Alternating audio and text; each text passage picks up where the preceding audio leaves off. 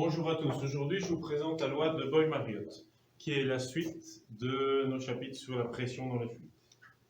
Alors, si on prend un gaz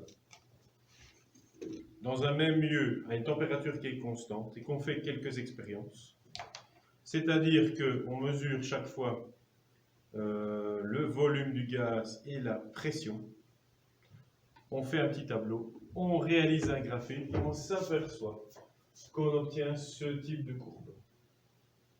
Un mathématicien, lorsqu'il voit ce genre de courbe, ou un physicien, nous dit que la pression fois le volume est une constante.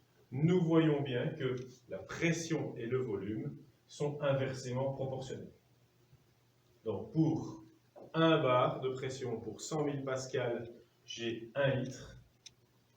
Si j'ai le même gaz, mais à ce moment-là, qui subit une pression qui est plus importante, une pression de 2 bars ou 200 000 pascal, le volume s'est réduit de moitié. Nous voyons bien la proportionnalité en tête. Donc la loi de Boyle-Mariotte est P1 fois V1 est égal à P2 fois V2.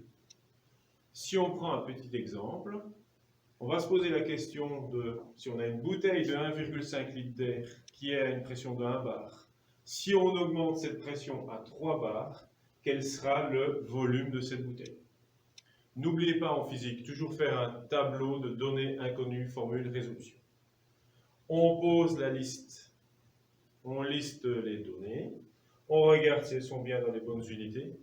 Ici, la formule, il n'y a pas nécessairement d'unité, mais il faut respecter les mêmes unités de chaque côté de l'égalité, sinon on se trompe. Donc, nous connaissons P1, 1 bar, V1, 1,5 litre, P2, 3 bars. Il nous reste à chercher le volume. Je vous dis toujours, quand on pose sa formule, qu'on pose bien ces inconnus, nous avons ici 3 éléments qui sont connus et une inconnue. Vous transformez la formule, donc on obtient V2 est égal à P1 sur V1 sur P2.